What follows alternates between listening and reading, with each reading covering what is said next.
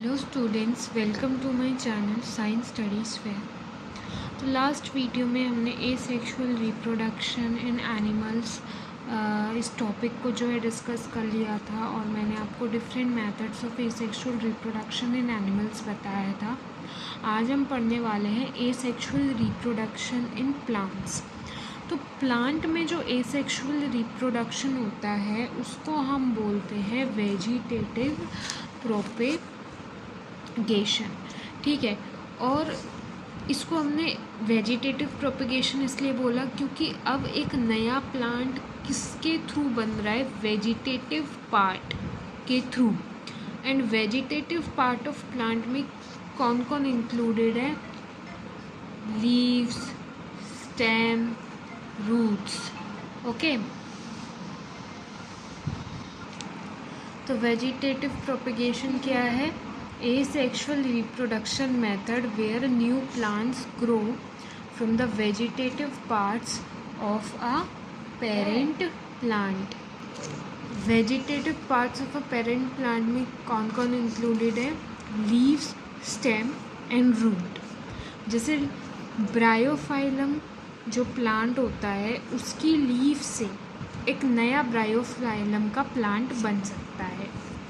Stem की बात करें तो जो ट्यूबर्स होते हैं, जो पोटैटो ट्यूबर्स होते हैं, उसकी जो स्टेम है उससे जो है एक नया पोटैटो का प्लांट जो है ग्रो कर सकता है। और रूट में आ जाएगा स्वीट पोटैटो।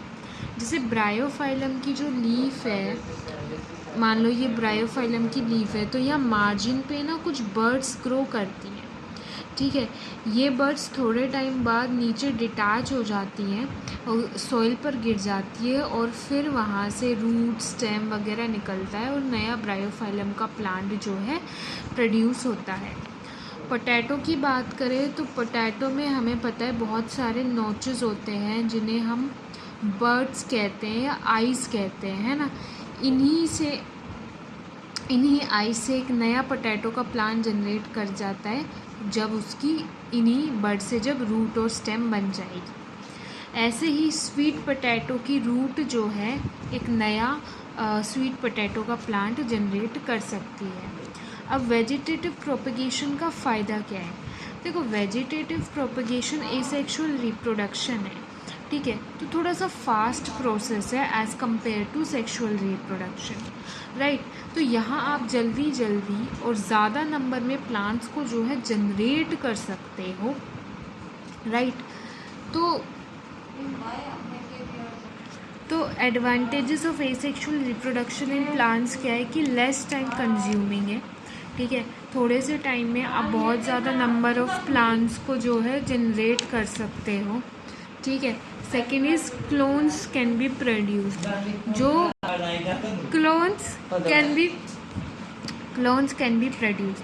जो नए प्लांट हम जनरेट करेंगे वेजिटेटिव प्रोपेगेशन से, वो अपने पेरेंट के बिल्कुल ही आइडेंटिकल होंगे, उनका जेनेटिक कंपोजिशन एकदम सेम होगा, प्लस उनके ही जो जनरेशन के प्लांट होंगे, जैसे ये पेरेंट से हमने फर्स्ट जनरेशन के प्लांट्स को जो है ग्रो किया, तो इनका जेनेटिक कंपोजिशन और इनका जेनेटिक कंपोजिशन, इन तीनों का जेनेटिक कंपोजिशन सेम होगा। जिन भी ऑर्गेनिज्म का जेनेटिक कंपोजिशन सेम होता है उनको हम क्लोन्स कह देते हैं।